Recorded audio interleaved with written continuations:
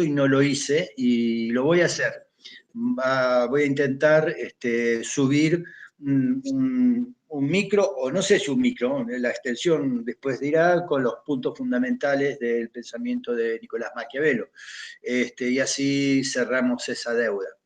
Bueno, ya son las 4:01, esperemos un poquito más. ¿Todos se escuchan correctamente? Sí, profe, se escucha bien. Bueno, Sí, bárbaro. sí, muy nítido. Bueno. Aprovecho hasta que se sume un poquito más de gente a comentar. Estuve revisando el chat, porque queda un chat grabado, ustedes lo vieron, junto con la grabación en cuestión de la clase. Y en ese chat de la primera y segunda reunión quedaban 2 o 3 puntos que me gustaría volver sobre ellos ahora, antes de comenzar con los discursos de Maquiavelo. Hubo una intervención de alguien que dijo, el Estado no es natural, y no, el Estado no es natural. El Estado, no solamente el moderno, todo tipo de Estado con anterioridad al moderno supuso una construcción cultural, una construcción política e histórica. Por lo tanto, no, de natural no tiene nada. Los hombres se asocian para emprender acción colectiva y alcanzar objetivos que por sí solos no podrían, y de la complejización de esa acción colectiva, de esa complejización de la acción colectiva surgen estructuras cada vez más especializadas y este centro de toma de decisiones que es el Estado, específicamente el Estado moderno. Entonces, concretamente, ¿es una construcción natural? No, no es una construcción natural, es cultural. Segundo, si tiene supremacía o no sobre los medios de coerción, sí, el Estado moderno tiene necesariamente supremacía sobre los medios de coerción, al menos sobre el territorio en el que dice imperar. Ahora, y sobre la población que vive en ese territorio. Ahora bien, el que sea también un monopolio de la violencia legítima ya es más contingente, depende de que efectivamente busque y obtenga una legitimidad, es decir, una creencia compartida entre quienes se someten a ese poder acerca de lo justificado de ese poder para mandar.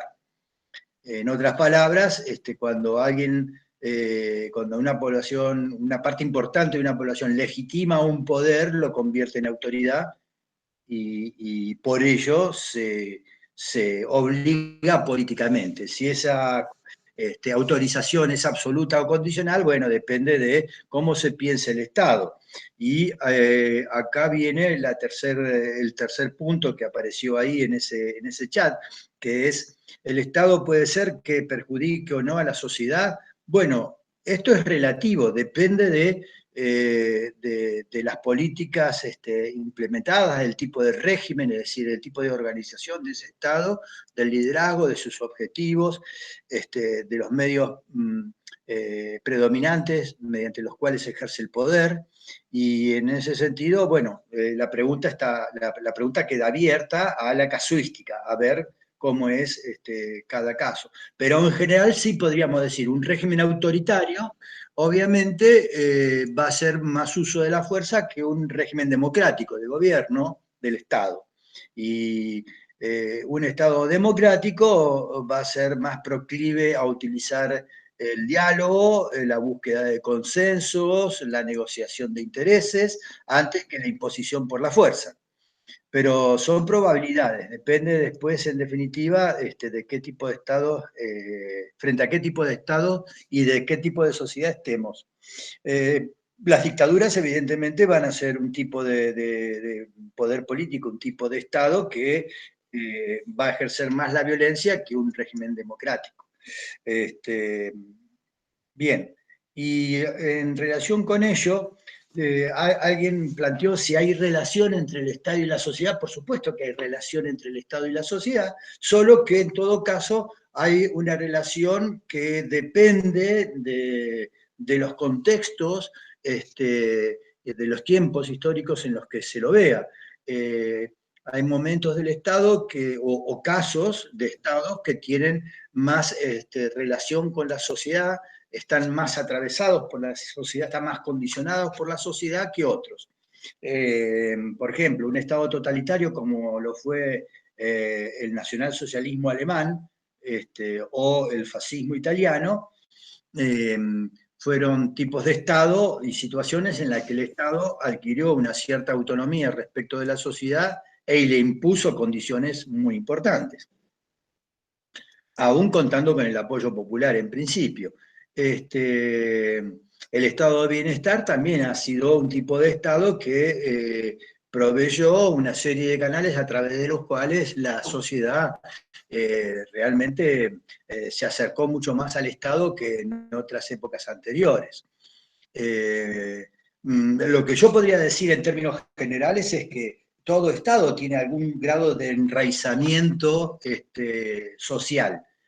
En todo caso, luego podemos ver el grado en que ese Estado alcanza o no cierta autonomía por una determinada cantidad de tiempo, y en función de ello poder, de acuerdo a la autonomía, poder llevar adelante políticas que pueden condicionar fuertemente a la sociedad.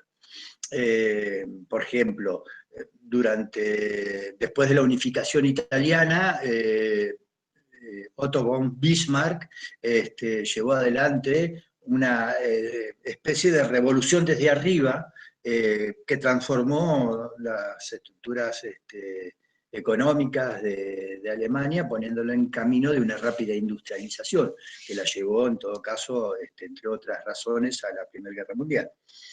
Entonces, la dependencia del Estado respecto de la sociedad siempre está, pero hay momentos en que adquiere mayor autonomía.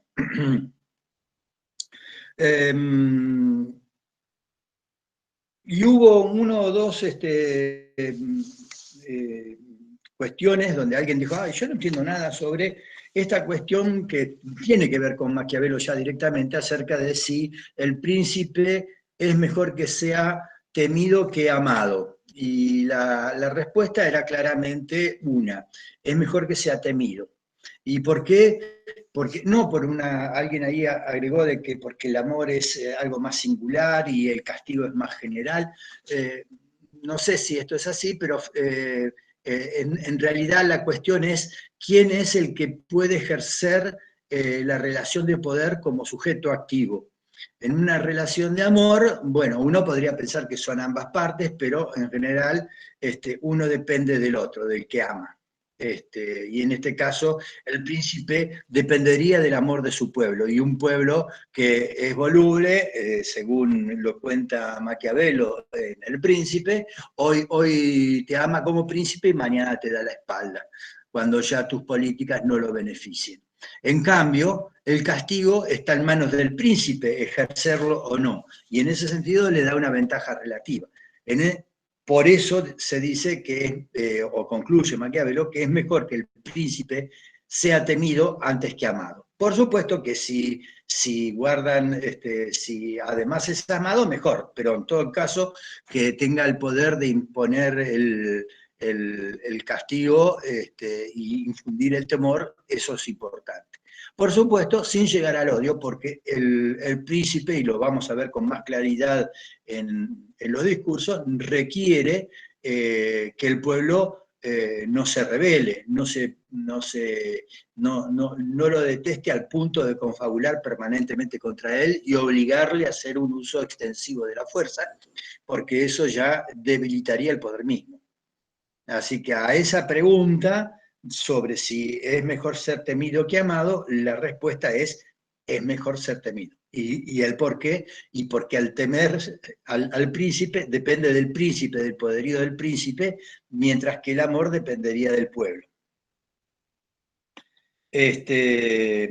Bueno, y hasta ahí lo que vi en en el chat. Ustedes después me pueden decir si les parece útil que yo le vaya sumando a las clases que quedan grabadas y con el chat una nota comentando, si me pareciese pertinente, lo que apareciese en el chat. Eso me lo dicen ustedes, lo voy a hacer para esta oportunidad y las siguientes, y de acuerdo a si me dicen que les resulta útil o no, lo sigo haciendo o no, lo dejo como una experiencia y nada más. Porque lleva un poquito de tiempo revisar el chat y ver qué cosas pueden rescatarse y uno ponerse a responder esas cuestiones. Bueno, ¿hasta ahí estamos? Profe. Sí. Yo, volviendo un poco a lo que dijiste al comienzo de la clase, tenía una duda con el texto de Sartori. Sí.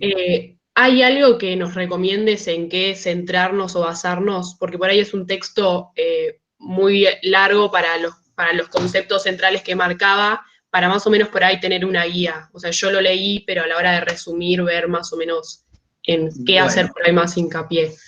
Del texto de Sartori ustedes tienen dos conceptos, porque son elementos de teoría política, ¿verdad? Sí. Bien, y esos dos conceptos son política y democracia, ¿correcto? Sí. Bueno, respecto de la voz política, si tienen alguna dificultad, yo subí un apunte sobre la política según Sartori, que creo que les puede facilitar el acceso a ese texto.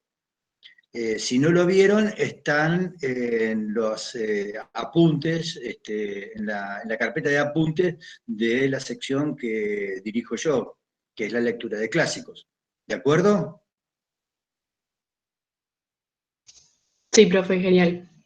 Bueno, respecto a la voz democracia,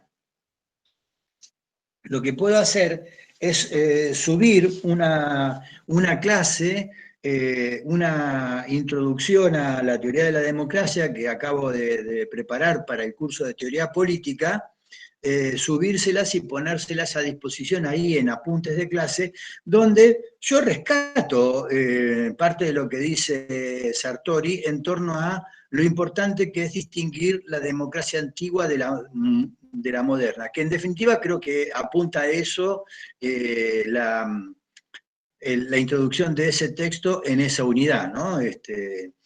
Porque en realidad cuando vos te metés en la lectura de la voz democracia en Sartori, hace todo un análisis desde la antigüedad hasta las teorías contemporáneas. ¿Es correcto esto? Sí, profe. Bien, yo no sé si los demás ya han entrado en esas lecturas, pero si no, lo que puedo hacer respondiendo a tu requerimiento es eso, y ya me lo anoto. Subir entonces, democracia antigua y democracia moderna. Hablando de eso, permítanme antes de entrar en Maquiavelo, yo vi la explicación, el micro sobre introducción al naturalismo. ¿Vieron el segundo bloque de clases de micros que se publicaron? Sí, profe. Bien. Yo quería hacerles alguna aclaración, porque como nuestro segundo invitado va a ser Thomas Hobbes, me gustaría que tuviesen en cuenta la idea del modelo y un naturalista. Y no me parece que hay que hacer una aclaración al respecto. Cuando se dice modelo y un naturalista, aludimos a una herramienta teórica que es la realización de un modelo. Vos podés hacer un modelo de estados, un modelo de pensamiento, un modelo en el cual incluís determinadas características comunes a distintas realidades. En este caso, lo que hizo Norberto Bobbio fue construir un modelo que pudiese sintetizar lo que de común tenían muchos pensadores que podrían enrolarse dentro de lo que fue la filosofía política del justnaturalismo racionalista de los siglos XVII y XVIII. No fue que Sartori hubiese reunido todos los textos, simplemente extrajo los elementos comunes y construyó un modelo. A eso le llama el modelo justnaturalista, que ustedes lo tienen como lectura obligatoria del propio Bobbio, Thomas Hobbes, la obra Thomas Hobbes, que tiene dos partes. Una analiza la filosofía política del propio Hobbes, y en la primera parte analiza el modelo justnaturalista. Entonces, si ustedes tienen alguna duda sobre esto, hay un texto que es muy interesante, a mí me parece muy interesante, que es Origen y Fundamentos del Poder Político, Origen y Fundamentos del Poder Político, escrito por Norberto Bobbio y un discípulo de él, Michelangelo Bovero. Bobbio y Bovero, primero con B larga y después con B corta. Bueno, ese librito, que es muy chiquitito, está compuesto por 4 ensayos. 2 escritos por Bobbio y 2 por Bovero. Uno de ellos, de los de Bovero, se llama Política y Artificio en torno a la lógica del modelo justnaturalista. Creo que es algo así. Política y Artificio en torno a la lógica del modelo justnaturalista, donde me parece que aclara, a mí me parece que aclara, qué se entiende por el modelo justnaturalista, o en todo caso, la idea de modelo, la herramienta teórica que es construir un modelo. Hecha esta aclaración, y si después quieren, las señas se las paso bien correcta, abundo y digo, también le subí a la carpeta de notas, no sé si ustedes han revisado la carpeta de notas de mi sección, pero bueno, ahí subí una serie de clases, que son las que subo y con las que doy clases en el curso de Teoría Política, sobre el Estado.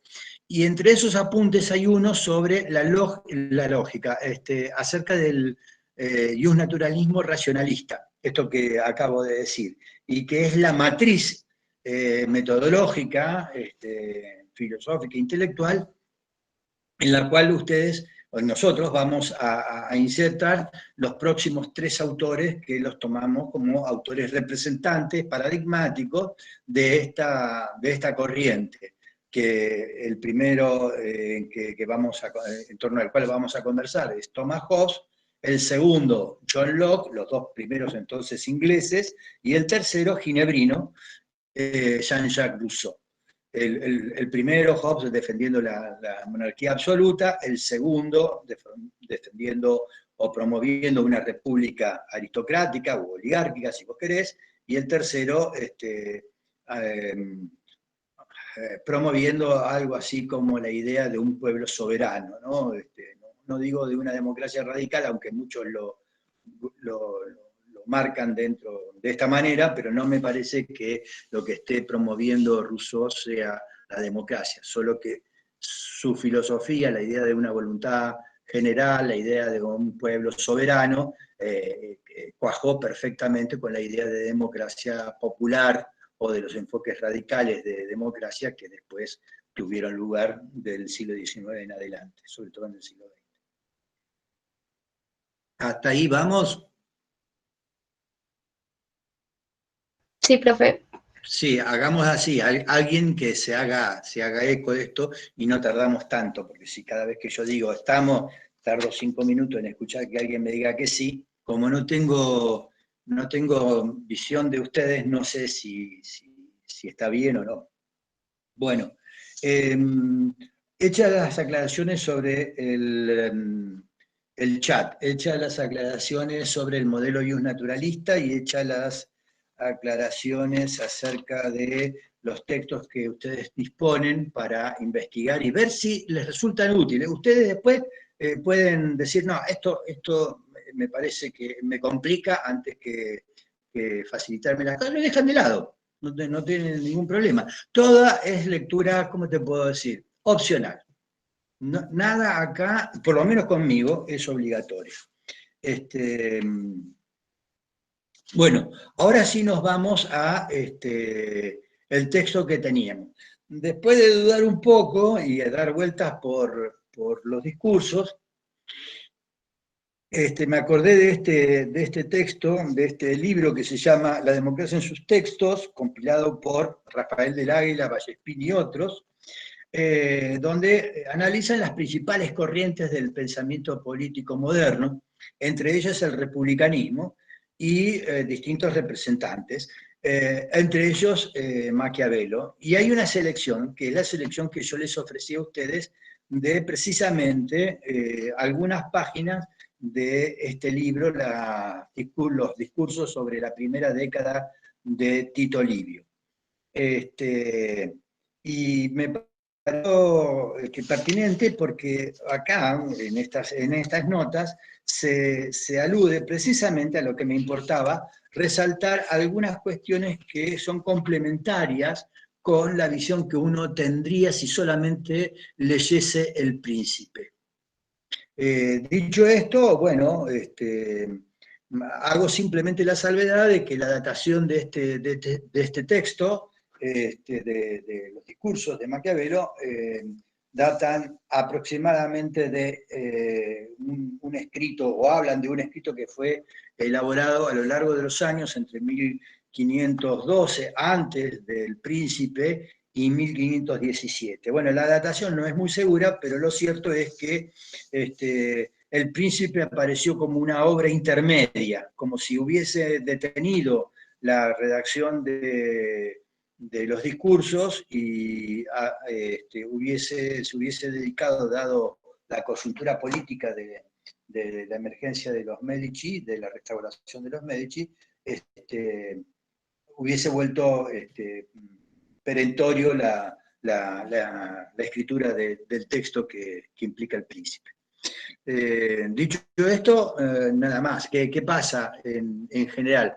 En El Príncipe uno sabe claramente a quién habla Maquiavelo, a quién le está hablando, al príncipe.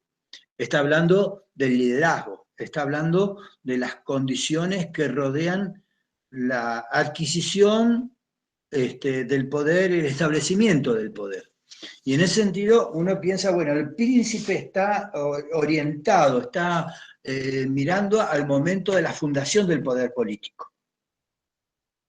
Entre paréntesis hago acá una digresión y les pregunto, vi que en las prácticas ustedes tienen tuvieron un primer acercamiento, una discusión abierta, no vi la clase, la verdad que no tuve, no es que no tuve tiempo, no me gusta ver la clase de otro, ¿vos sabés? Veo la del titular para saber más o menos qué es lo que dice y de acuerdo a eso poder comentar. Pero, bueno, también tendría que ver las de Erika, la verdad. Bueno, yo no la vi, pero la cuestión es que vi el cronograma y ustedes tienen ahí, en esa primera reunión, una discusión abierta sobre política, poder y Estado.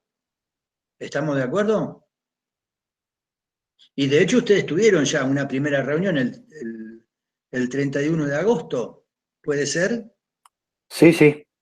Bueno, perfecto. Y en esa reunión, ustedes hablaron de política, poder y Estado.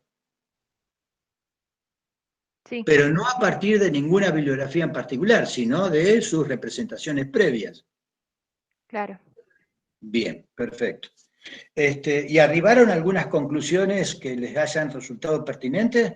¿O fue un poco un ponerse, digamos, a calentar los músculos intelectuales para después ver qué pasaba en las próximas reuniones? Y medio como que dimos nuestras opiniones en base a lo que ya habíamos, a las clases que ya habíamos tenido con otros profesores, y quizás llegamos a algunas conclusiones, pero quedamos más ¿Qué que nada conclusiones? A ver, dígame otra persona, ¿qué conclusiones Claro. sacaron de ese primer coloquio, de ese primer acercamiento entre ustedes? Por ejemplo, ¿qué entendieron por Estado?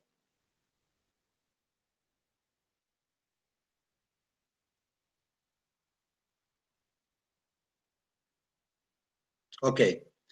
Nadie puede tener a mano una definición de qué es Estado. Estado es, rescatando la proposición weberiana, en principio, después se la puede modificar, pero creo que podemos coincidir, porque todavía me parece que es válida, designar como Estado un complejo institucional, porque no es una sola institución, es un conjunto de instituciones con agentes que los pueblan y que recaba sobre un territorio y sobre una población determinada con éxito habitual, obediencia o al menos sometimiento a sus mandatos.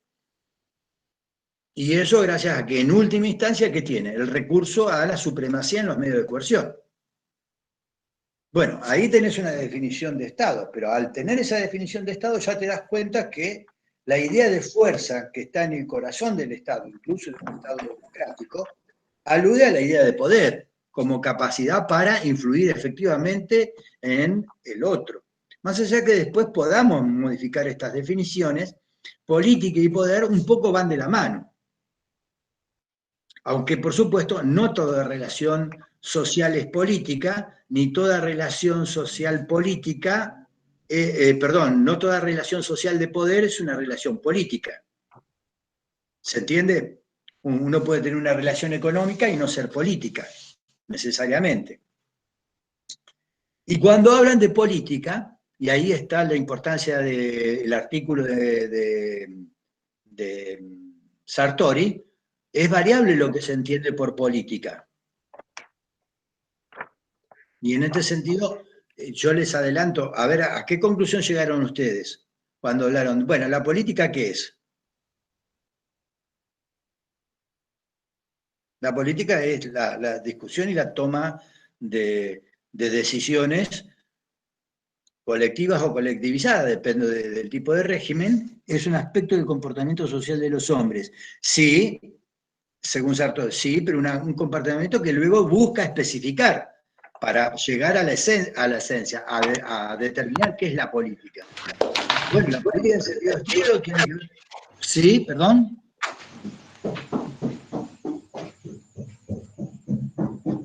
Alguien sale huyendo.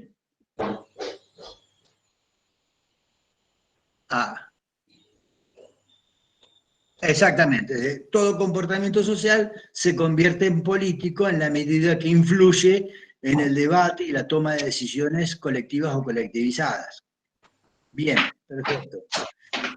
Todas ese tipo de cosas están vinculadas de una u otra manera a nuestras lecturas sobre Maquiavelo, porque precisamente Maquiavelo reflexiona sobre ese momento fundacional del Estado moderno y en esa reflexión aborda, sin lugar a dudas, el tema del liderazgo y del poder que ese liderazgo ha de encarnar para poder fundar el Estado, sostener ese poder y eventualmente expandirlo.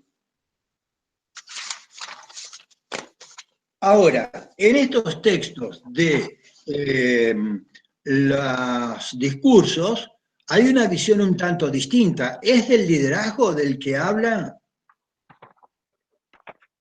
¿Habla del príncipe o habla de otro actor fundamental y de una institución en particular?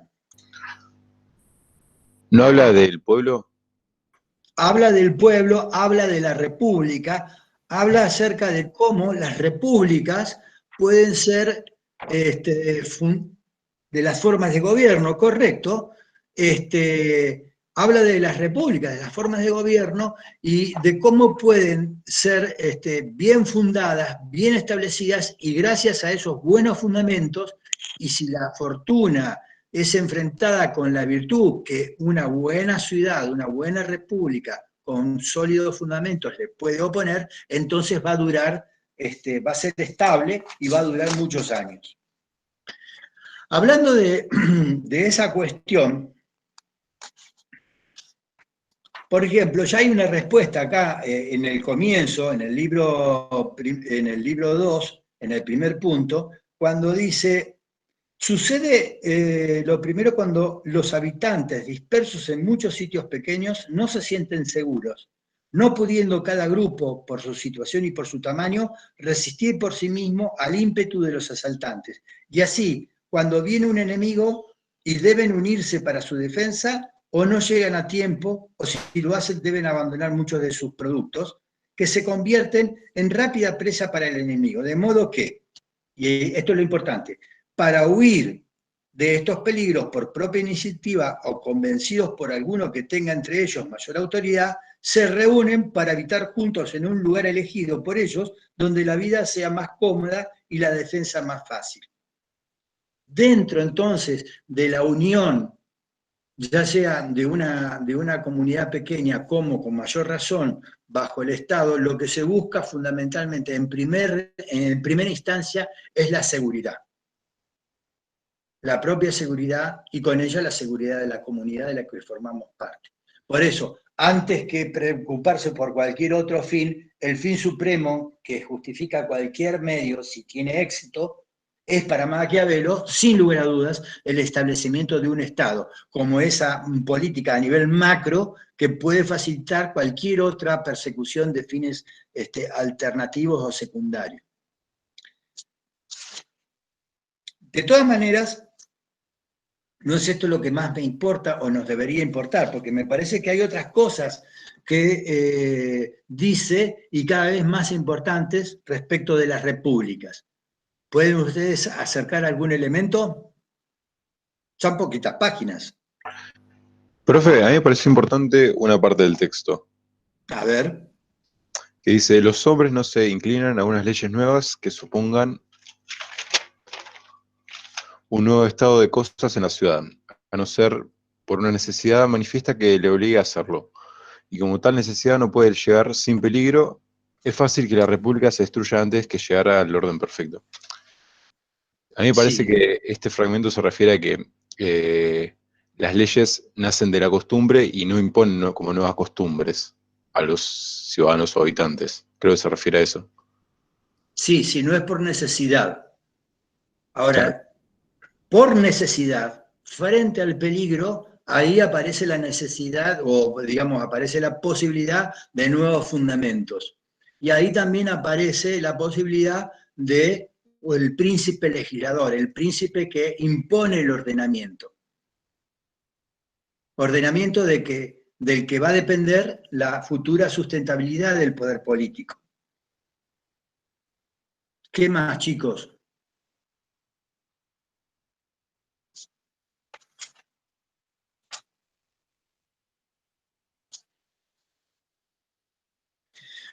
¿Qué pasaba? Mencionaron, el texto habla en alguna parte, y me parece importante porque es algo que tiene que ver, es un elemento que tiene que ver con la estabilidad política, la sustentabilidad en el tiempo del poder político. Las formas de gobierno. Alude a la tipología clásica. ¿Cuál es la tipología clásica de gobierno establecida de los griegos en adelante? De las formas de gobierno. ¿No lo cita, la forma de gobierno no es citando a Cicerón? Como quiera que sea, pero ¿cuáles son? Monarquía, aristocracia, acaban de decir acá en el chat, y la popular. Perfecto. El círculo en el que giran todas las repúblicas, que no estaría completo si no dijéramos que esas son las formas puras o las formas correctas. Yo tengo una manera de decirlo. Las formas puras o correctas son aquellas donde, más allá de quién sea el titular del gobierno, si uno, la monarquía, si unos pocos, la aristocracia, Aristoi viene de los mejores, ¿no? El poder de los mejores, o la república, el poder de los muchos a favor de todos. Es también del criterio numérico el criterio de en favor de quién se gobierna, si es en favor propio o es en favor del público. Las formas puras, más allá del criterio numérico, son las que se ordenan en términos de gobernar para el bien común. Y ahí tenemos la monarquía, la aristocracia, la república, o en este caso dice Maquiavelo, el gobierno popular. Ahora dice que, Aristóteles le decía la politeia. Sí. ahora dice que eso se puede generar en tres vicios, digamos. Claro. En la tiranía, en la oligarquía y no me sale el otro, la tercera, que es de lo popular, digamos... El otro es Bien. el licencioso. El licencioso. Que Exactamente. anarquía, licencioso, sería... Sí, sí, exactamente. En la tipología clásica, tal como la pensó Aristóteles, por ejemplo, a la politeia, lo que en latín se llamó como república, res, cosa, pública, de Publius, del pueblo, la cosa del pueblo, la degeneración, la perversión de eso era la democracia. Y algunos le llamaron la demagogia. En definitiva, una forma licenciosa y anárquica, una forma que se había mostrado tumultuosa y que no había dado resolución a las facciones y a los conflictos. Y bueno, la cuestión es que nos relata nuestro autor que los gobiernos que se inclinaron por alguna de estas formas, tampoco, por ser buenas, duraron, porque son breves. Y las otras estaban, las impuras, las perversas, las malas, las corruptas, estaban muy cerca para seguirles el paso. La tiranía a la monarquía, la oligarquía a la aristocracia y la licencia, la anarquía a el gobierno popular. Los griegos pensaban que esto se resolvía en una especie de continuidad, de ciclos sin solución de continuidad, o sea que era un ciclo que se repetía permanentemente. A eso le llamaban anaciclosis. Sin embargo, ¿qué dice, rompiendo con esta idea, nuestro autor? ¿Que qué puede ocurrir? Dijo que una república perfecta sería la combinación de los tres tipos de Estado.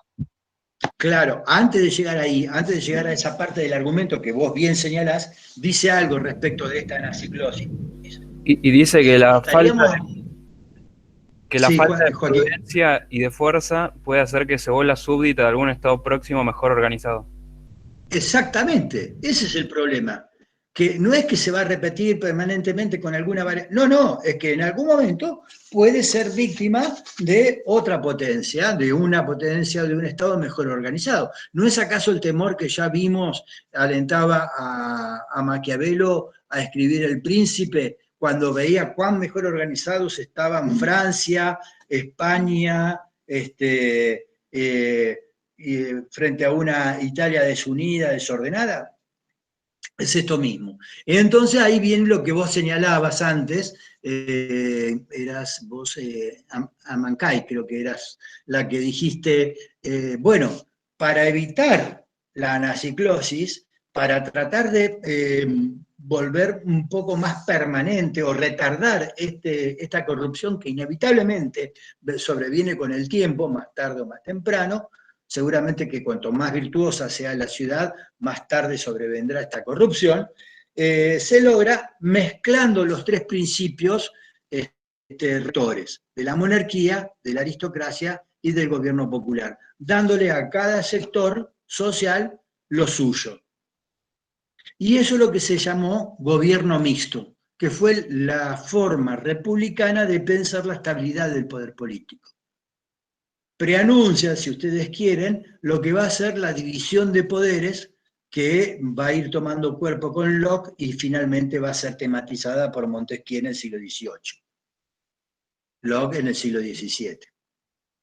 Ahora, gobierno mixto y división de poderes no son exactamente lo mismo. Pero volvamos a nuestro argumento con Maquiavelo.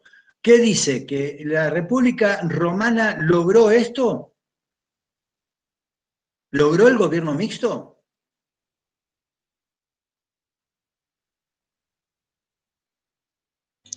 El gobierno mixto sí lo logró.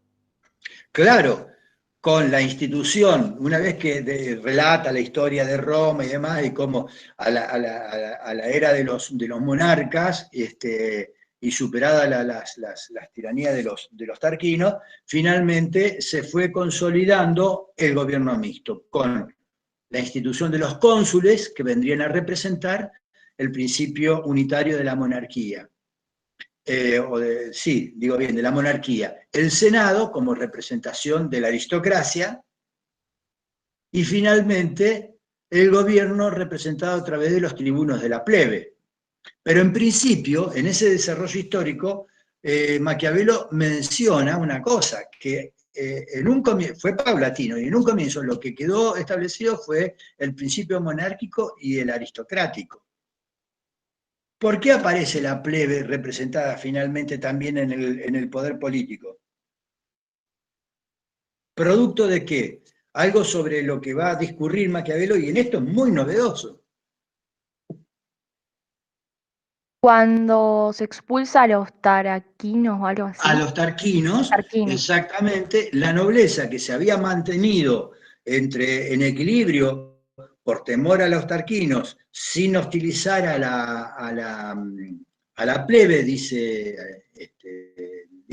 nuestro autor, libres del temor de los reyes que ya han sido expulsados, se ensaña con la plebe y entran en una serie de conflictos y de tumultos que, dice Maquiavelo, fueron condenados por muchos comentadores y analistas de la historia de Roma. Sin embargo, bien mirado, trajo, digamos, consecuencias muy felices para la República. ¿Cuál fue esa consecuencia muy feliz? Estamos hablando del enfrentamiento entre los nobles y la plebe, los plebeyos. La creación de tribunos. La creación de los tribunos, esto es, la creación de la representación de los intereses populares en el gobierno. ¿Y por qué dice que fue importante? No solamente porque se logró el gobierno mixto y con eso estabilidad, sino porque además se institucionalizó que el propio Maquiavelo se encarga de decir, esto que ocurrió entre nobles y plebeyos, antes que conducir a la anarquía, generó las condiciones para la libertad.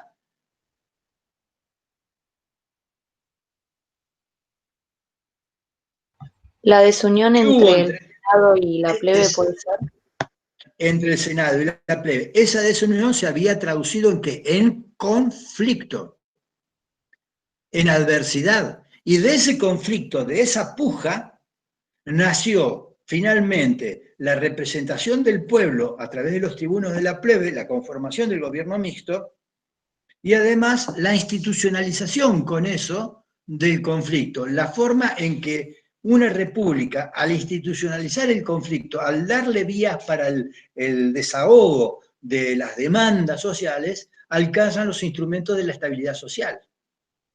¿Qué ocurre hoy en día, chicos, chicas, cuando las demandas sociales no encuentran satisfacción por las vías institucionales? ¿Dónde se manifiestan esas demandas no contenidas, no contestadas, no representadas? Ustedes, en la calle, exactamente. Y si todos vamos a golpear, digamos, a golpear las cacerolas en la calle, y todos vamos a gritar en el obelisco, y todos vamos a salir furibundos a reclamar por nuestros derechos y por nuestras demandas, así también lo podrían hacer los propios militares. Fíjense lo que están haciendo ahora la policía con ese paro de actividades, procurando mejoras salariales. Lleva a la anarquía. Para evitar eso es que hay que institucionalizar el conflicto, no es eliminarlo, es darle vías para que se pueda resolver de manera negociada. Y esto es lo que finalmente sienta las bases de un desarrollo perdurable, de una república que además supo expandirse. Un poder que no solamente se fundó, se consolidó, sino que además se expandió. Y ahí es cuando él compara la República Romana con la República de Venecia y con la República, y si digo bien, con la de Venecia y con Esparta. Es decir, con organizaciones estatales que se mantuvieron más o menos dentro de sus territorios. Mientras que una república que quiera expandirse, ¿de quién depende una república que quiera expandirse? Y con eso expandir y sostener su territorio y los territorios que pueda anexar. De su ejército. Ejércitos. ¿Y qué había dicho Hombres Libres? Las dos cosas vamos a unir. En El Príncipe, ¿qué nos había dicho ya? Que un buen príncipe, un príncipe virtuoso, un príncipe prudente, se iba a rodear de ejércitos propios y no de milicias mercenarias. Los ejércitos propios son fundamentales. ¿Por qué? ¿Por qué es fundamental que el ciudadano sea soldado o el soldado sea ciudadano y no un mercenario que puede ser profesionalmente superior? Por al razón de ciudadano? pertenencia, por defender su propia nación. Exactamente, al defender su propia patria, la tierra de sus ancestros, a su familia, a sus haciendas, hay un motivo por el que luchar y no solamente la paga que eventualmente puede ser duplicada por el enemigo y volverse en contra de ese ejército mercenario. Y otra cuestión es que para que la ciudadanía, el pueblo, esté dispuesto a embarcarse en una guerra, tiene que estar representado políticamente, tiene que formar parte del cuerpo, si no te quedás sin soldados. Entonces, la idea de hombres libres, de pueblo y de soldados son un triángulo que nos explica quién preserva mejor la libertad. Si los nobles o el pueblo. El pueblo. ¿Y cuál es el razonamiento que da Maquiavelo? Está bien lo que decís, es el pueblo, de acuerdo. Ya lo veníamos como preanunciando, pero tenemos que saber cuál es el razonamiento. Que el soberano debe saber escuchar las inquietudes del pueblo, digamos. Debe establecer la tranquilidad y la conciencia como para que eso no se traduzca en anarquía y sigan al soberano. Bien, perfecto. A eso apuntaba lo que decíamos acerca de institucionalizar el conflicto. Pero ¿cuál es la relación? Él dice, bueno, entre los nobles y el pueblo, ¿quién tendrá más incentivos para preservar la libertad? También dice, perdón, A ver, Camila. No, voy a hacer. que Camila. Maquiavelo dice que al tener el pueblo como único deseo el no ser dominados, tiene mayor voluntad de vivir libres. Exactamente, mientras que los nobles lo que quieren es dominar y acrecentar su dominio, porque el que tiene nunca va a estar seguro de lo que tiene, sino a costa de tener más, ¿no? Está de alguna manera preanunciando el poder, el espíritu adquisitivo, ¿no? Pero esa es la razón, en principio, la de que el pueblo solamente no quiere ser oprimido. Y por lo tanto se ofrece como un mejor actor, un mejor guardián de la paz. Y por el otro lado está esta otra cuestión acerca de que mediante la libertad el pueblo se siente comprometido con el cuerpo político y mucho más dispuesto entonces a conformarse en un verdadero defensor de esa independencia, de ese autogobierno que se supone implica la república. ¿Qué le dicen acerca de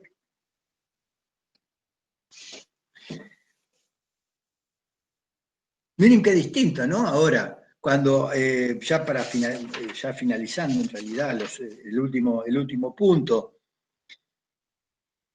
entre la multitud y el príncipe, ¿por quién se inclina en estos fragmentos Maquiavelo? Cuando en El Príncipe hablaba solamente del príncipe y del pueblo en términos estratégicos.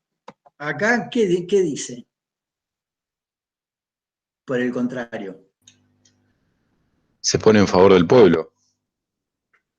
Se pone a favor del pueblo. ¿Y por qué? Dice, citándolo, dice, si ponemos al pueblo como guardián de la libertad, nos veremos razonablemente libres de cuidados, pues no pudiéndola tomar, hablando de la libertad, no permitiría que otro la tome. Ah, sí, tenés razón, exacto. No del noble, sino de la libertad. Bien, perfecto. Pero además, en este último punto, la multitud es más sabia y más constante que un príncipe, nos sorprende dándonos ¿se acuerdan? perdón, ¿no? Esta digresión. ¿Se acuerdan cómo se refería a los hombres Maquiavelo? ¿A los hombres en general? Sí, como Era malos, algo negativo. sí, negativos. Claro, con una antropología que nosotros pensábamos, una antropología negativa, el ser humano es malo, es egoísta, es traicionero, es materialista, es un montón de cosas desagradables y por eso el príncipe tiene que tener mucho cuidado de cómo se comporta. Pero acá parece que es todo lo contrario.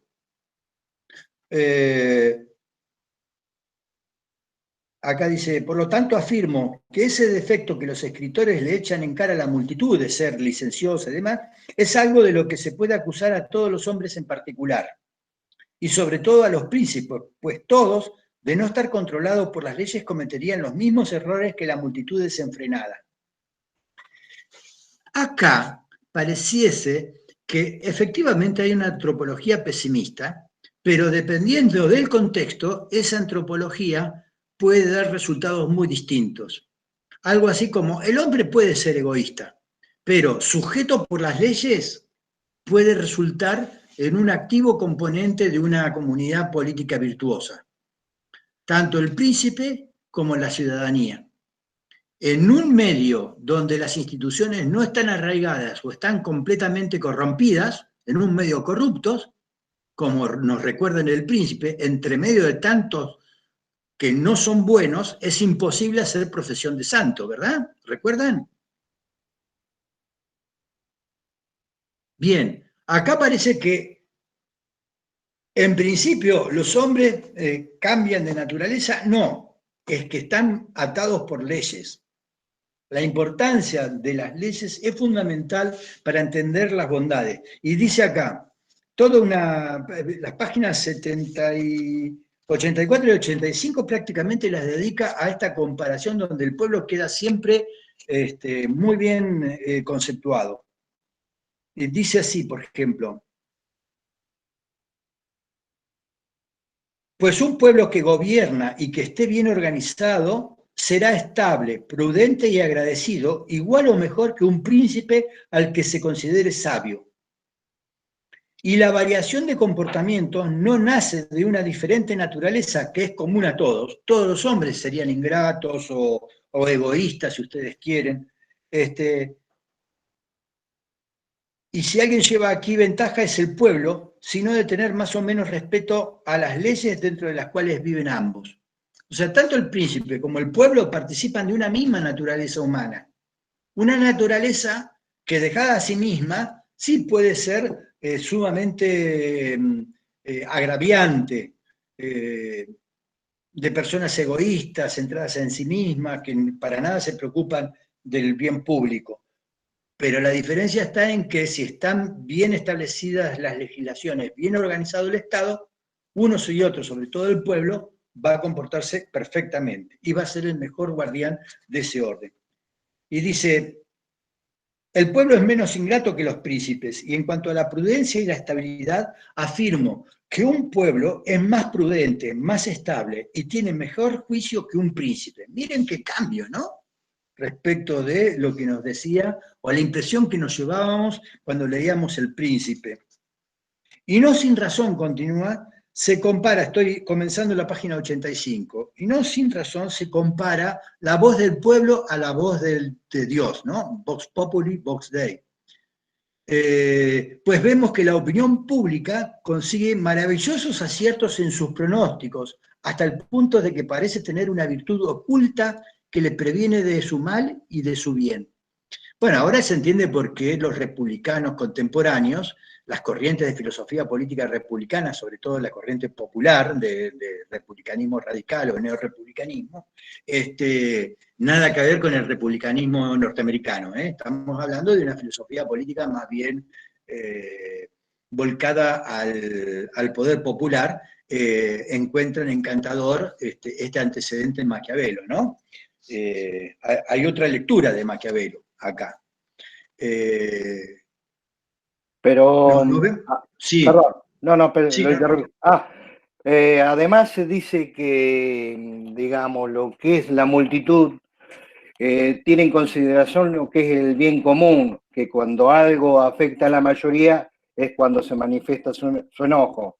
La diferencia con el príncipe, que lo hace cuando se ve afectado por un opositor, su poder por alguien opositor. Claro, porque cuida de su propio bien. Exactamente. Parece que el pueblo sería mejor guardián de lo que es el bienestar público, porque todos, en definitiva, se sienten parte de ese bien público en la medida que ven comprometido su propio interés. Él acepta que las personas nos acercamos al bien público no por ideales, sino porque nuestro propio interés se ve de alguna manera implicado en el mismo. Exactamente. Y acá dice...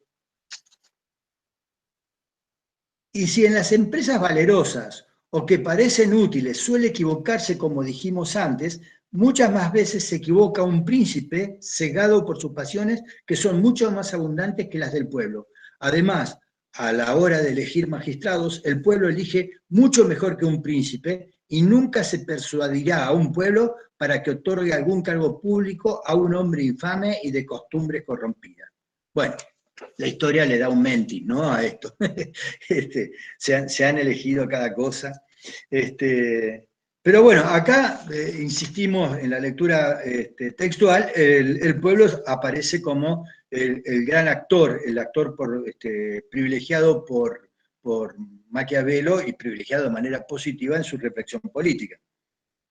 Vemos que las ciudades donde gobierna el pueblo hacen en breve tiempo extraordinarios progresos, mucho mayores que los de aquellos que han vivido siempre bajo un príncipe. El gobierno del pueblo es mejor que el de los príncipes. Y si los príncipes superan a los pueblos en el dictar leyes, fíjense, las virtudes del pueblo dependen, entre otras cosas, de que haya buenas leyes. Y las leyes, ¿quién las implementa sino el legislador, el gran legislador que es el que funda el Estado? Y dice así, si los príncipes superan a los pueblos en el dictar leyes, formar la vida civil, organizar nuevos estatutos y ordenamientos, los pueblos en cambio son superiores en mantener las cosas ordenadas, lo que se añade sin duda a la gloria de los que las ordenaron. Eso yo lo remarqué porque me parece como la síntesis de a qué alude Maquiavelo cuando escribe El Príncipe y por qué, y a qué alude con los discursos y respecto de quién está hablando. Cuando habla al príncipe,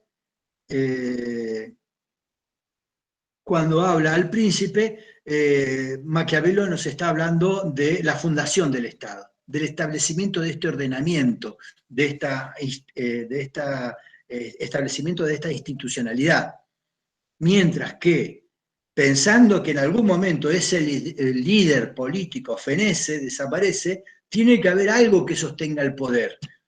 Y para que éste no se degenere en una cuestión hereditaria, etcétera, etcétera, aparece como necesario el apoyo popular en más de un sentido, no solamente para brindar consenso, sino para que efectivamente el Estado se pueda expandir a través de los ejércitos nacionales, de los ejércitos populares, del ciudadano soldado. Se requiere de una república como forma prevalente o mejor de sostener y expandir el Estado. El principado al momento de fundar el Estado, concentración del poder.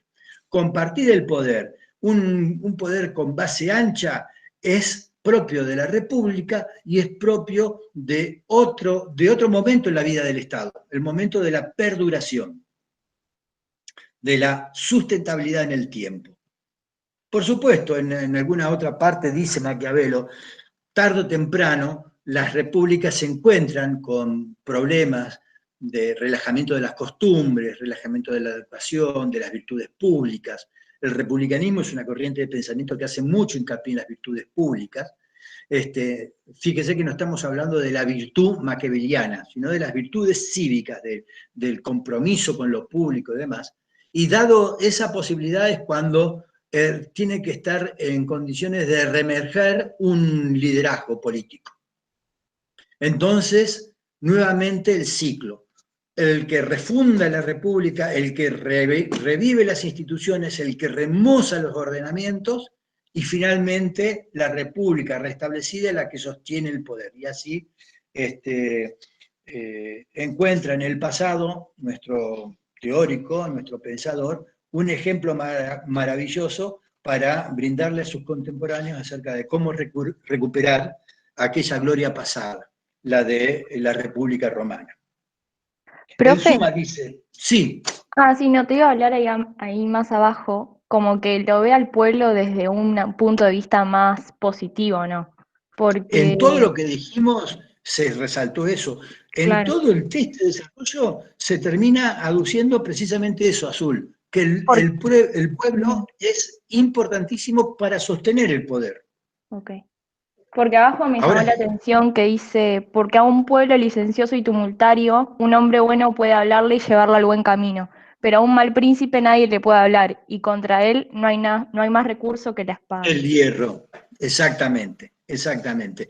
Y recuerden esto, no hay solamente una opción, digamos, por el pueblo, porque una opción moral, porque el pueblo es bueno. No, el pueblo puede ser tan licencioso como un príncipe, pero en el contexto de una fuerte institucionalidad es importante para preservar el poder, en tanto que el ciudadano soldado se compromete con la defensa y expansión. Sin sin ejército propio, sin un ejército patriota, la expansión del Estado no es posible, y un Estado que se queda sin expandirse, tarde o temprano, va a terminar siendo presa posiblemente de otro Estado mejor organizado. Entonces, por un lado, con la libertad se gana progreso, con la incorporación de los ciudadanos al cuerpo político se gana estabilidad política, y este cuerpo popular que se ha incorporado al cuerpo político es el mejor defensor de la libertad interna y es un instrumento básico para la maquinaria militar necesaria para la expansión. Recuerden que el objetivo de Maquiavelo, digámoslo una vez más, era conquistar, pero también mantener y expandir del poder del Estado. Porque está leyendo lo que está ocurriendo en los siglos en estos siglos en que escribe. No escribe en siglos, sino está en el siglo XV, en el siglo XVI, pero está visionando lo que se viene. Ya se está produciendo la expansión ultramarina de algunos países de Europa, caso Portugal, alrededor de África, pero también ya España con rumbo a las Américas, y Italia desordenada. En ese contexto histórico es en el que escribe nuestro pensador, y se vuelve bastante evidente este cambio de óptica, digamos, de cómo mira la cuestión política en el príncipe a cómo la mira en los discursos. Pero no son excluyentes, son complementarias. Si uno las piensa si uno los piensa como dos tipos de discursos orientados a dos momentos en la vida del Estado, en la vida del cuerpo político. Al momento de la fundación o de las grandes crisis, poder concentrado, y estamos hablándole al príncipe, al principado, como la institución que sirve para estos fines. Al momento de estabilización y eventualmente expansión del Estado, le hablamos a otro tipo de organización, estamos hablándole a la República y le estamos hablando al pueblo. En definitiva, bueno, eso es lo que me parece, que es de resaltar de este texto. Por eso muchos sostienen con acierto que el príncipe hay que entenderlo, o se lo entiende completamente, cuando junto con el príncipe se leen los discursos. Y nosotros leímos apenas unos capítulos del príncipe y apenas unas páginas de los discursos. Pero así va a ser todo, ¿no? Nuestro recorrido por los clásicos va a ser un poco ofensivo si estuviesen vivos, porque hablamos de ellos a partir de apenas unas pocas páginas de todas las que se preocuparon en escribir. Pero sí somos los modernos, medios ignorantes ilustrados. Él le da Sí, mucha importancia tanto a la multitud como al príncipe, la virtud, digamos, en la multitud por el tema de cómo reaccionar ante el príncipe cuando perjudica un bien común. En La virtud del príncipe, él más adelante, si no interpreto mal, hace una mención a un arquitecto que lo aconseja sobre un pueblo, a Marco Polo, creo que es. Alejandro Magno. Alejandro Magno, sí, me fui. Sí, Me equivoqué de paisano. No, está bien, está bien. Y en el cual la virtud de Alejandro Magno es ver que está bien el lugar que el arquitecto le recomendó, pero no cómo iban a vivir, de qué iban a vivir la población, ¿no? O sea, para él la virtud es como ronda sobre eso, sobre lo principal, digo yo, si es así, el principal concepto de Maquiavelo o no sería. El juego de la virtud de Maquiavelo, la virtud sin la D final, es el juego de la capacidad, de todas las capacidades que tenga el liderazgo político para lograr el éxito en los objetivos que se propone, que han de ser prioritariamente, yo diría exclusivamente, el arte de la guerra con objeto a fundar el Estado, o sea, conquistar el poder, mantenerlo y expandirlo. Por eso la ética de Maquiavelo es consecuencialista, y en eso tenía razón la persona que me dijo si tenía alguna relación con el utilitarismo. Sí, la relación la tiene en este tipo de artículo, el artículo de la ética, cómo se juzga una acción, no en base a sus principios, sino a unos principios dados, sino en base a unas consecuencias que resultan de la acción. Y esas consecuencias hacen de la acción que sea buena o mala. Si la consecuencia es fortalecer el poder, entonces la acción es considerada buena, aunque moralmente sea condenable. Si fuera el resultado equívoco, no se hubiese logrado lo que se perseguía, entonces, si se fue cruel, se habrá sido cruel injustamente; si se fue violento, es simplemente un exceso de fuerza; si se mató a alguien, es simplemente un asesinato, es un crimen común y corriente. Ahora, las virtudes de las que habla en los discursos es otro tipo de virtud, es ya más en relación a las virtudes cívicas, el compromiso con la cosa pública, el anteponer el bien público, el bien compartido, el bien común, sobreponerlo al bien particular, o si vos lo querés, saber subordinar el interés particular al interés general, o sea, llegar al concepto de interés bien entendido. Un concepto que después van a tomar otros autores como Tocqueville en el siglo XIX. Entonces estamos hablando de dos cosas distintas. Ahora, esa virtud del príncipe, sin D final, no es la virtud pagana, no es la virtud católica, de la religión católica, es el conjunto de capacidades, insisto, para enfrentar, ¿qué? Las circunstancias cambiantes, el azar, lo que él llama la fortuna. Entonces, cuando vos hablas de virtud en Maquiavelo, lo hablas en conjunto con la fortuna. La intersección entre virtud y fortuna, entre el momento subjetivo y el momento objetivo, entre la capacidad del hombre para enfrentarse a los tiempos cambiantes, a la contingencia para lograr éxito en sus empresas, y el azar, lo contingente, lo azaroso, en la forma de una diosa, la fortuna. De esa conjunción surge concretamente la historia como los hechos acaecidos efectivamente. Y hablando de la historia, recordemos, ¿cuál es el método de nuestro autor, de Maquiavelo? ¿Cuál es el método? El método es el inductivo. Él va tomando de casos particulares para llegar a ciertas generalizaciones.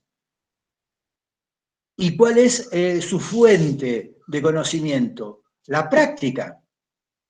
Es la práctica presente y la práctica pasada, que guarda la memoria en forma de historia. Cuando él consulta la historia, está consultando por los caminos del éxito y del fracaso en la construcción de un Estado.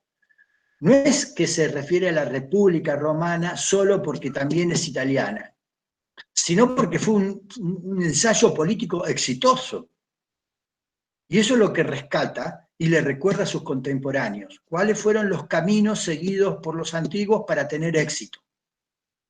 Porque las cosas, por más que muden y cambien, a veces, aunque se hayan transitado muchas veces los mismos caminos, se encuentran nuevos modos de hacerlo. Y yo me había notado acá que no se me pasase el tema de la religión, porque lo encontré enunciado de una manera muy general, en los micros no podía ser de otra forma, por el tiempo, pero quedemos en esto. Cuando Maquiavelo habla de la religión, y no estoy diciendo que mi perspectiva sea la correcta, la adecuada, ni que sea exhaustiva, se han escrito muchos ensayos al respecto. Pero creo no errar si yo les comento lo siguiente.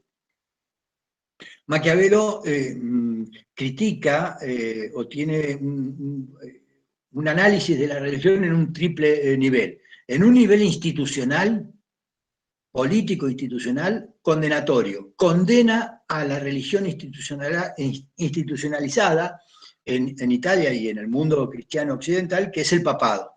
Específicamente porque no ha logrado comandar el proceso de unificación que tanto necesita Italia, pero a la vez ha sido lo suficientemente fuerte para impedir que otros lo lograsen por él.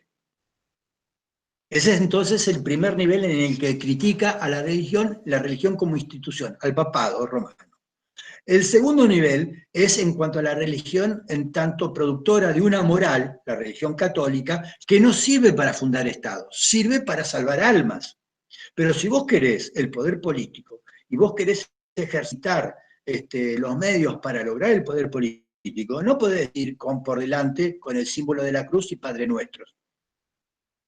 Es probable que tengas que comportarte en lo posible correctamente, pero si no lo brinda la vocación o si lo exige la vocación, tenés que saber entrar en el camino del mal. Esto va en contra de la moral cristiana, que es unívoca en esto, y que además está más preocupada por un mundo trascendente que por las circunstancias del mundo contemporáneo, del mundo presente. Por eso, para Maquiavelo, la religión, y sobre todo la religión católica, no sirve como un instrumento a ser tomado seriamente por el liderazgo político. En tercer lugar, sí hay una evaluación de la religión como un aspecto del poder político, subordinado al poder político de manera instrumental para lograr consenso, igual que el patriotismo. En este caso, para doblegar, para sumir o apoyar al poder político con una domesticación de los espíritus a través de la religión.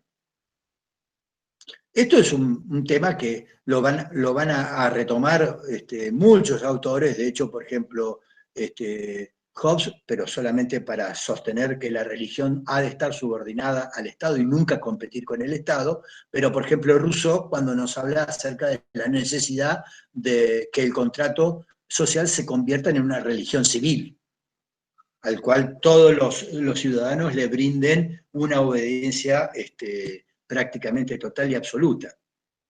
Y así de seguido también lo va a señalar Tocqueville como una necesidad propia del poder político y que es la religión, una práctica social muy importante para lograr confirmar los lazos sociales. Entonces dice que la religión es utilizada por el Estado como herramienta ideológica. Sí, prácticamente, pero yo no me arriesgaría a decir que como herramienta ideológica, pero al punto de instrumentalizarla, pero sí al punto de utilizarla estratégicamente para lograr que las personas, los ciudadanos, tengan incorporado un sentido de obediencia a la autoridad. Me parece que en este sentido es que lo dice Maquiavelo. Por supuesto que me puedo equivocar. Lo que me señalás vos es como que muy fuerte, ¿no? La idea de, entonces está anticipando la utilización ideológica de la religión por parte del Estado. Es un instrumento más en manos del Estado. Pero no sé si al punto de organizar una religión oficial. ¿Me explico? Hay un artículo en el libro que yo no sé si lo subí completo o solamente unos artículos. Que es una compilación, Fortuna y Virtud en la República Democrática, ensayo sobre Maquiavelo. Hay un artículo de Barnaghi, de Roberto Dri. Yo una vez lo escuché a Roberto Dri en persona, me pareció un tipo hermético. Hermético, ¿viste? De esos tipos que escuchás y no entendés muy bien de qué habla. Y vos decís, pero si yo hablo español, ¿por qué no lo entiendo a este tipo? Pero bueno, acá lo tengo señalado como que me pareció bastante bueno. No Roberto, Rubén Dri. La religión en la concepción política de Maquiavelo, lo puedo subir para que lo tengan a mano si les interesara este tema. ¿Les interesa? Se quedan pensando. Bueno, después en todo caso me lo hacen saber por mensajería. Porque ahora no recuerdo si lo subí o no completo al libro. Me parece que subí solamente los artículos. Pero bueno, puedo subir partir el PDF y subir también este. Bueno. ¿Quedan algunas dudas? Seguramente muchas. A ver.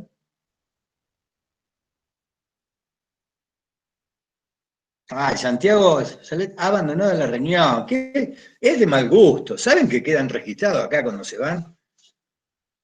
Y yo tomo nota, obvio. No, mentira.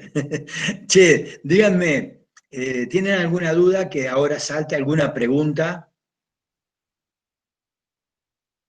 La verdad, profe, fue bastante claro. Sí. Bueno, no sé, la otra vez leí en el chat que decía alguien, no casó una, y me sentí muy mal, ¿viste? Cuando algo se está escapando, porque yo voy rápido, porque soy confuso, porque soy oscuro al hablar, porque me contradigo, ustedes, ya es la tercera, no sé cuántas veces lo he dicho, ustedes, por favor, tómense toda la libertad de decir, para un cachito, Gustavo, volvé para atrás o reformular lo que estás sosteniendo porque no se entiende. O en todo caso me contestan. ¿De acuerdo? Como por ejemplo cuando acotó a la compañera, pero entonces la religión es instrumentalizada como una especie de ideología por parte del Estado. Eso me sonó muy fuerte y no tengo elementos para decir que sea tan así, sino más bien como un instrumento adyacente al Estado para lograr la... estamos medio desbordados con todas las materias. Ahí se me fue del chat. Lo que pasa es que no dejo el chat prendido. El chat va hasta lo último, ¿no? Sí. Estamos medio desbordados con todas las materias. No creo que sea por tu clase, profe. Bueno, ese es un problema, es cierto que yo ya los conversé con ustedes en algún momento. Uno se mete en una grilla institucional que te ofrece cursar en un año, calendario, en 2 cuatrimestres, X cantidad de materias. Y vos presuponés que eso está bien. Y es un presupuesto muy fuerte. Ciertamente que todo el mundo, año tras año, va promocionando esa misma grilla. Pero yo no sé si eso no conspira contra la calidad del estudiante o del estudio que se logra. Y a mí me parece que conspiran un poco, porque esto que ustedes dicen ahora, estamos un poco desbordados, se escucha reiteradamente año tras año de todas las cohortes. No puede ser que cohortes muy distintas de gente, en distintas generaciones, sigan diciendo lo mismo. ¿Me explico? Hay algo que está impactando desde arriba para que todos terminen diciendo, mirá, a mí lo que me está pasando es esto, estoy desbordado. Quiere decir que hay como una sobreoferta respecto de lo que ustedes pueden procesar. Lo entiendo, está bien, y por eso tampoco... Antes me enojaba, ¿no? Si la gente no estudiaba, no leía y demás, y después me di cuenta que así como envejecí antes de tiempo. Bueno, no, mentira, pero sí me enojaba mucho. Bueno, Cualquier duda que terminen teniendo con respecto a Maquiavelo, por favor, me lo consultan. Van a tener ahora una actividad práctica con Erika Lanzini, leyendo un capitulito de la historia de la teoría política de Vallespín, un artículo que no me acuerdo ahora quién lo escribe, sobre la teoría política de Maquiavelo. Vamos a ver cómo les va con eso. Permítame, en el breve tiempo que nos queda, yo no los voy a tener mucho más, pero quiero... Profe, Para. ¿puedo preguntarte algo? Sí, claro, cómo no. Cuando Sí, decime. habla y dice que un gobierno popular puede transformarse o convertirse en licencioso, ¿a qué se refiere? No me quedó bien claro eso. O sea, ¿a qué se refiere Bien. con licencioso? Bien. ¿Cuándo un pueblo puede caer en licencia? Cuando no hay un buen ordenamiento de la ciudad, cuando no hay leyes, cuando, por ejemplo, vos mirás en tu propia sociedad, hoy, en pleno siglo XXI, cuando las cosas se desmadran, cuando la gente deja de hacer caso a las leyes, cuando las cree injustas, cuando no les presta obediencia, como nos pasa ahora con la pandemia, al punto tal de que tenemos un gobierno local que directamente desafía al gobierno provincial y al gobierno nacional diciendo: yo no voy a seguir estas políticas, voy a hacer lo que creemos nosotros conveniente. Bueno, cuando suceden esas cosas, si se multiplicase, no digo que esto sea la situación, pero si se multiplicase, vos tendrías una situación de licencia. Claro, lo de licencia según quien lo vea, ¿no? Desde el príncipe sería licencia. Desde abajo, a lo mejor, una revuelta popular con justa razón. Fíjate cómo, por ejemplo, ayer las personas tomaron justicia por mano propia y le impidieron el regreso a su hogar a Lázaro Báez. Yo no abro juicio sobre Lázaro Báez, debe ser, bueno, no quiero hablar sobre eso, evidentemente no es, bueno, no importa lo que yo piense. Lo cierto es que la gente, independientemente de lo que la justicia dictaminó, tomó una decisión y no le impidió regresar a su hogar. Nadie le vulneró los derechos de propiedad, nadie le dijo que estaba privado de sus derechos de propiedad. ¿Cómo no le dejaron acceder a su propiedad? Entonces, esos son pequeños rasgos de pueblo licencioso. Ahora, cuando se habla de pueblo licencioso, se habla ya de el pueblo corriendo por las calles, tirando piedras, rompiendo todo. Licencias son, por ejemplo, actos públicos, como lo hemos vivido en el pasado reciente, donde, qué sé yo, una movilización masiva de gente hace pelota los edificios públicos, rompe la propiedad privada. Bueno, eso es un desborde licencioso. Se toman licencias el pueblo muchas veces. Y eso a veces está justificado y otras no, depende de quién lo mire. Las tomas es desde el poder, desde quienes defienden la propiedad privada, desde quienes creen que hay un Estado de Derecho que regula estas cuestiones, es una licencia, sin lugar a dudas, organizada, es un acto ilegal, hay que sancionarlo, etcétera, etcétera, y para otros es completamente legítimo, es luchar por... ¿Me explico lo que quiero decir? Ahora, en el contexto en que escribe Maquiavelo, y respondiendo concretamente a tu pregunta, un pueblo licencioso es un pueblo desfogado, digamos, desatado, que no está sometido por las leyes. Las leyes no han logrado su efecto, porque han sido leyes que están apartados del orden de las cosas. En más de una ocasión, Maquiavelo lo dice, y está aludiendo más o menos a que hay que organizar el Estado de forma tal de que la concordia pueda ser posible aún en la discordia. Algo que no recalqué suficientemente, pero creo que ustedes ya todos lo captaron, es que Maquiavelo es revolucionario en este sentido, revolucionario en el sentido que rompe con la tradición y encuentra el conflicto, fíjense, lo que todo el mundo diría, en esto es un precursor, diría, o en su tiempo no era beneficioso para la comunidad, era una enfermedad, seña de una enfermedad, él lo encuentra beneficioso. El conflicto social es el partero de las mejores leyes a favor de la libertad. Y con esto anticipa lo que va a ser las tesis políticas del pluralismo democrático, la idea de que la diversidad, el conflicto, la diversidad de intereses, de opiniones, de identidades, es beneficioso, de que es rico, que hace el progreso de la sociedad. Después hay discusiones hoy contemporáneas acerca de los límites del pluralismo o de los dilemas del pluralismo, porque en ese choque, en ese conflicto, muchas veces aparecen los equilibrios que encontró Maquiavelo revisando la historia de Roma, pero muchas veces de ese conflicto nace alguien con demasiado poder que subsuga a todos los demás actores. Esos son los dilemas del pluralismo democrático, de que haya mucho conflicto. Está bueno siempre que no rebase los límites tolerables. ¿Cuáles son esos límites tolerables? Bueno, que el sistema político pueda seguir gestando decisiones vinculantes y obligatorias y que sean obedecidas. ¿Me explico? Entonces, cuando Maquiavelo dice el conflicto es bueno, sí, es bueno dentro de ciertos límites. En su momento cumplieron un rol fundamental, pero no creo que esté pensando que el conflicto sea una cosa permanentemente buena al interior de una comunidad política organizada, porque debería haber canales institucionalizados para viabilizar el conflicto y que éste no se exprese de manera turbulenta. Lo mismo pasa en nuestras sociedades contemporáneas. ¿Por qué aparece esta manifestación permanente, este descontento que se traduce no solamente porque tenemos derecho de libre expresión, sino porque también no encontramos instituciones que viabilicen esas demandas, que den satisfacción a nuestras necesidades, sean cuales fueran estas, ¿no?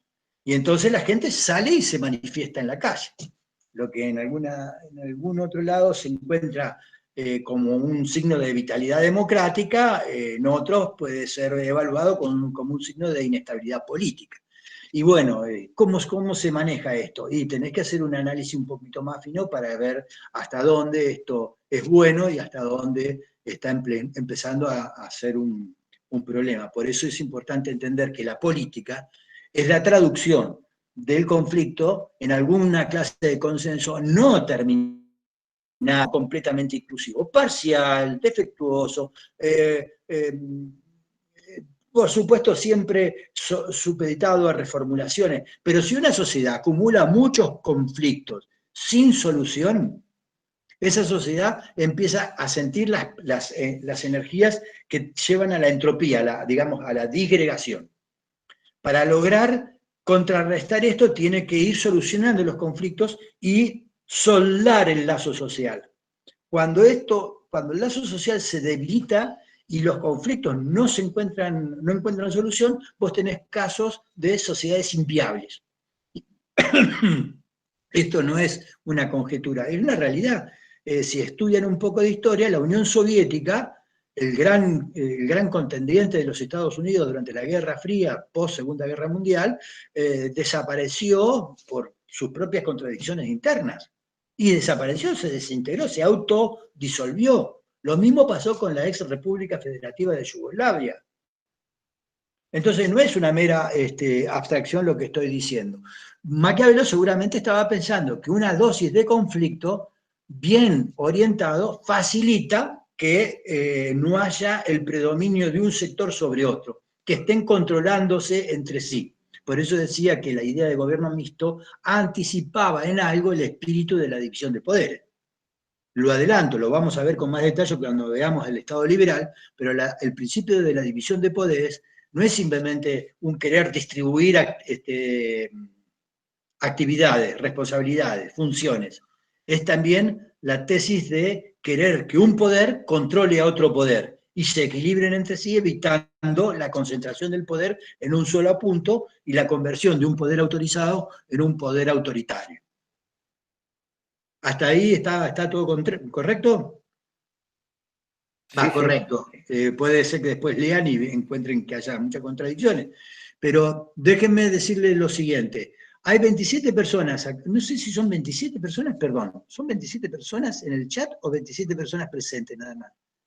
27 personas presentes. ¿Sobre cuántos somos? ¿80 y pico? 70 y algo, creo. Bueno, transmítanle esta voz de Dios. Vox Medina, Vox Pop, Vox Medina, Vox Day. No pueden, es voluntario, pero tampoco puede ser que se hagan las tontas, los tontos y no asistan a clase. A ver, estamos acá para su servicio. ¿Qué están haciendo ahora? Bueno, bueno, en fin, transmitirle mi enojo, no, pero los invito a que se hagan presentes. Déjenme adelantarles un poquito algo sobre el iusnaturalismo, que nos hace saltar, no es que no haya pensamiento político entre tanto, pero nos hace saltar del siglo XVI al siglo XVII y XVIII fundamentalmente. Quiero que ustedes tengan claro que el iusnaturalismo, algo que no me parece que apareció como confuso en los micros. ¿Qué ideas se llevaron ustedes del iusnaturalismo? No me digan una explicación. ¿Qué buscaba el iusnaturalismo? Según... legitimizar el Estado, ¿puede ser? Sí. Buscar la legitimación del Estado, y se completa con esto, sobre otras fuentes, sobre otros fundamentos distintos y alternativos a los tradicionales. Insisto, el iusnaturalismo buscó una fundamentación alternativa a la tradicional del poder político, para decir o poder sostener que un poder político basado sobre estos nuevos principios, por ejemplo, el consenso libremente acordado entre los individuos libres entre sí e iguales, es el fundamento de un poder político legítimo. ¿Y no hay otros poderes constituidos de otra manera? Sí, pero esos son ilegítimos. Y a eso se le va a contestar políticamente. Ese es el sentido de la filosofía iusnaturalista, yo creo. La de sostener de que el poder político tradicional está perdiendo legitimidad, ya no se lo encuentra justificado sobre la base del expediente de religiosos, de la tradición o la costumbre. Hay que buscar una fundamentación de otro tipo, de tipo racional. Y por eso se presupone la existencia de derechos naturales, derechos preexistentes al Estado político.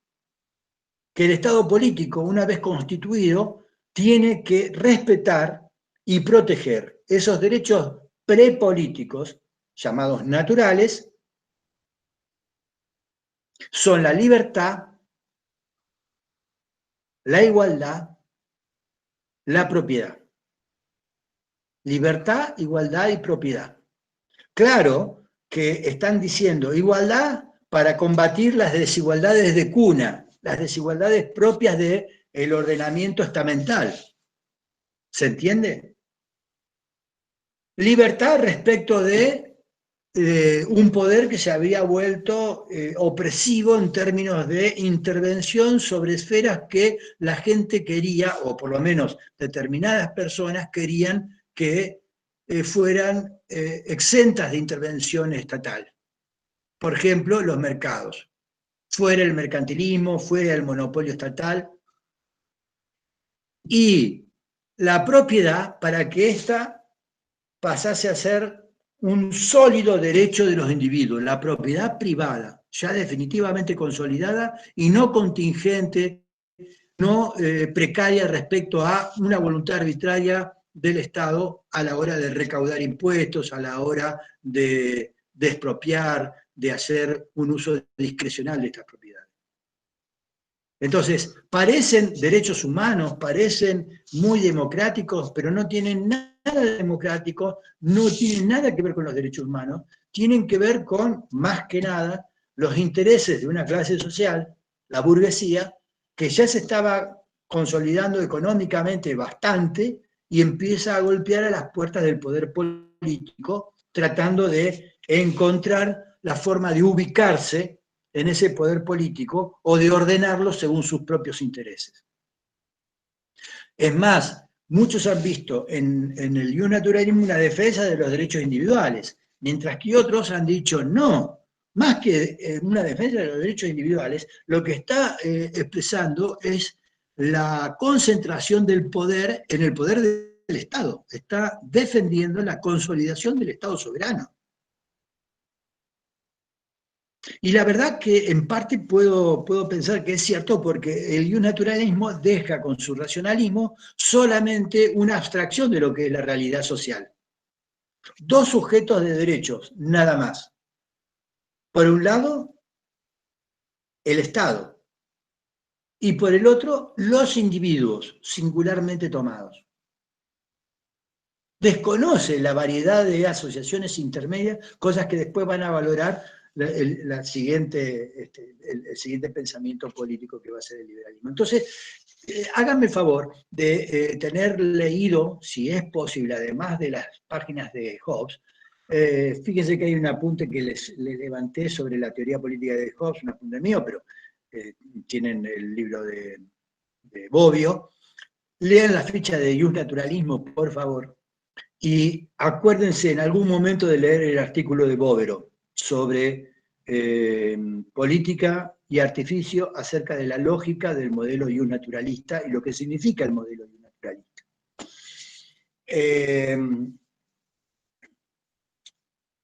Bueno, les digo unas últimas palabras sobre esta corriente del pensamiento político sobre el que se inscribía Maquiavelo, en parte, que es el republicanismo.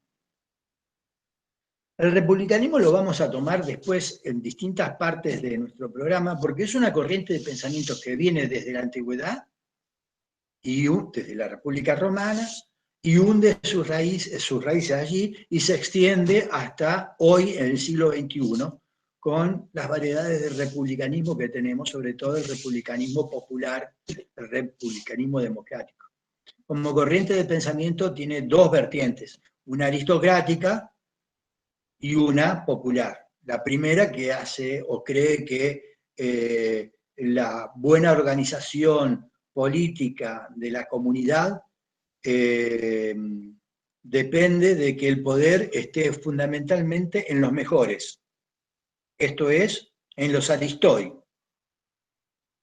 y por eso es aristocrática. ¿De dónde provienen los peligros? De las masas populares, del pueblo, como de aquellos que quieran hacerse con la suma del poder. La concepción republicana, de una u otra forma, es antitiránica. Es antitiránica, anticoncentración del poder político. Ahora, el republicanismo popular, el republicanismo de base amplia, de gobierno ancho, sostiene que al contrario, que una sociedad política bien organizada debe hacer descansar el poder en la mayoría, esto es, en el pueblo. Y de esta manera los peligros vienen sobre todo de los pocos, de aquellos que con poder suficiente pueden pervertir el bien común. Bueno, hecha esta salvedad, el republicanismo en general hace digamos, o prioriza la esfera del bien común de una manera sustantiva. Hay un bien común que es sustantivo. Y ese bien común sustantivo, esto es, que se puede decir con nombre y apellido, es básicamente el autogobierno, la independencia. Pero es también el imperio de la ley, esto es, la sujeción de los comportamientos de ciudadanos como de gobernantes a la ley. Es la ley la que rige los comportamientos de todo el mundo en una república. Entonces, un bien común sustantivo, una ley que ordena todos los comportamientos sociales, hacen del Estado republicano un Estado perfeccionista. ¿Qué quiere decir un Estado perfeccionista? Que definido un bien sustantivo, un bien común sustantivo, un bien colectivo, algo que es común a todos y que es claramente definible, debe comprometer al Estado con su persecución, su prosecución. Persecución parece que persiguiera, no, que lo compromete con tratar de perseguir, de obtener ese bien común, de defenderlo, de promoverlo. Y en ese sentido, el Estado perfeccionista, por eso lo de perfeccionista, trata de alcanzar ese ideal y concretarlo efectivamente, Es un Estado que está compuesto por ciudadanos profundamente comprometidos con el bien público y en este sentido con ciudadanos capaces de subordinar sus propios intereses al interés común. Y para ello no bastan solamente las leyes, sino precisamente las virtudes públicas. La idea de que la obligación además comporta deberes que no necesita que alguien te los imponga, sino que vos te ofreces a cumplirlos naturalmente, digamos, porque te sentís comprometido con la cosa pública. Y este discurso sobre los deberes, este discurso sobre las virtudes públicas, sobre las virtudes del ciudadano como deberes, es algo que recorre toda la corriente del pensamiento político republicano. Imperio de la ley, supremacía del bien colectivo, subordinación de los intereses privados a este interés colectivo, ciudadanía virtuosa, comprometida con la esfera de lo público, la participación en la esfera de lo público, sobre todo para el republicanismo democrático, es el ámbito de realización de las personas, y en este sentido la propiedad privada, si bien no es desconocida, es vista con mucho cuidado para que ella no sea la artífice de desigualdades que puedan quebrar, fisurar, dividir al pueblo en ricos y pobres, en personas que son lo suficientemente poderosas para comprar a personas que son lo suficientemente débiles para venderse.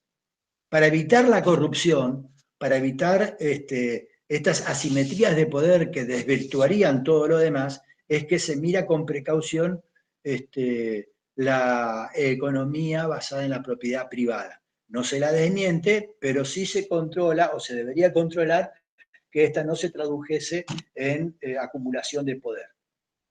Y repito, hay una insistencia muy fuerte respecto de la concepción antipaternalista y antitiránica.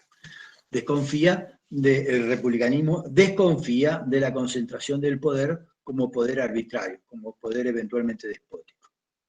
En ese contexto es que se entiende el republicanismo de Maquiavelo y su apoyo a los sectores populares como el resguardo del bien común, el resguardo de la permanencia del poder político y el compromiso con la defensa y expansión de este poder político como ciudadano soldado. Hecha esta aclaración, después vamos a ver cómo este republicanismo reaparece en el proceso revolucionario que preanuncia el justnaturalismo, pero en todas partes va a ser vencido, va a quedar, digamos, extraviado entre los proyectos políticos sin destino de éxito, y va a ser superado por una concepción republicana aristocrática, más liberal y para nada democrática. Por lo menos durante el siglo XIX. Y va a renacer en el siglo XX con vertientes que, por un lado, son más digamos, abrevan más en la izquierda y que tiene que ver con el neorepublicanismo, y con un republicanismo más ortodoxo, más tradicional, más conservador, en cierta medida, como es el republicanismo al estilo de Estados Unidos. Bueno, son 17:44. Me gustaría, si escuchar de ustedes alguna sugerencia, si la tuviesen acá, tengo dos chats que no vi. Estamos medio desbordados por nada, justificar el Estado absolutista con una nueva corriente filosófica antropocentrista. Sí, esto lo mencionó, claro, ahí María Clara Chausti sostiene en el chat, como lo permite el chat, que te debes estar refiriendo al justnaturalismo en la persona de Hobbes. Sí, defendió el absolutismo real, en términos racionalistas, más tomando prestado el vocabulario de sus adversarios porque era contra lo que estaba luchando, ¿no? Y en todo caso, hablaba de lo que subió Urquiza. Sí, correcto, yo también lo escuché y di cuenta, tomé nota de eso, el antropocentrismo y otras cosas que señaló, que yo no le doy mayor importancia, porque me centro más en los autores concretamente. Pero sí, Hobbes intentó justificar el Estado absolutista desde otra corriente, desde otros presupuestos individualistas, presupuestos no religiosos, no teológicos. Pues, no en balde Hobbes fue incomprendido en su momento, tanto por quienes deberían haberlo defendido, en este caso los realistas, por sus presupuestos que ya dije son individualistas y son no son tradicionales, no están basados en el derecho divino de los reyes, y tampoco fue obviamente por los objetivos políticos que perseguía, obviamente no fue alabado por los parlamentarios, ¿no? Que justamente lo que querían era poner límites al Estado absoluto. Eso después lo comentaremos cuando hablemos de Hobbes. Bueno, me quiero despedir con ustedes con una pregunta, la de siempre. ¿Fue claro? ¿Estuvo bien el ritmo? ¿Más o menos se entendió? Y si tienen alguna pregunta final, hacérmela. No, sí, profe, fue bastante claro y el ritmo, por lo menos yo lo manejo bastante bien. Es como que tiene un punto medio. Bien. De todas maneras, lo que yo diga no es nada distinto a lo que encuentran disperso en los distintos textos. Háganme el favor, cualquier duda que tengan, no importa si a ustedes les parece banal, trivial o muy complicada, ustedes me la plantean y yo veo si la puedo responder, si les puedo ayudar, incluso si quieren no plantear una duda, sino discutir una tesis que se haya deslizado y que yo lo haya dado, por supuesto que por todos compartida, y a lo mejor lo quieren disputar, bueno, no tengo ningún problema en charlarlo por vía privada o de manera pública. Bueno, si les parece, después me dicen si yo voy a hacer 2 reuniones como esta, la próxima, voy a comentar el chat en lo que tenga para comentar, y ustedes me dicen si les sirve o no. Si no les sirve, no lo hago más, y si les sirve, intento seguir haciéndolo. ¿De acuerdo? Dale, profe. De acuerdo. Bueno, me despido de ustedes y por favor consulten, si tienen consultas para hacer. Si no, me da la sensación que están efectivamente desbordados de las materias y no pueden leer. Bueno, díganle eso a los otros profesores y lean para esta.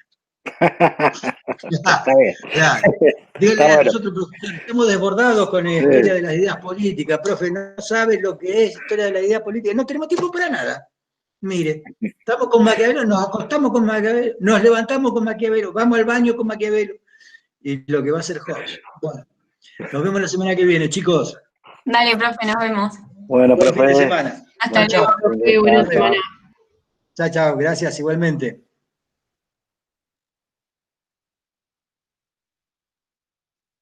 Menos mal que me acordé. Tengo que dejar de grabar.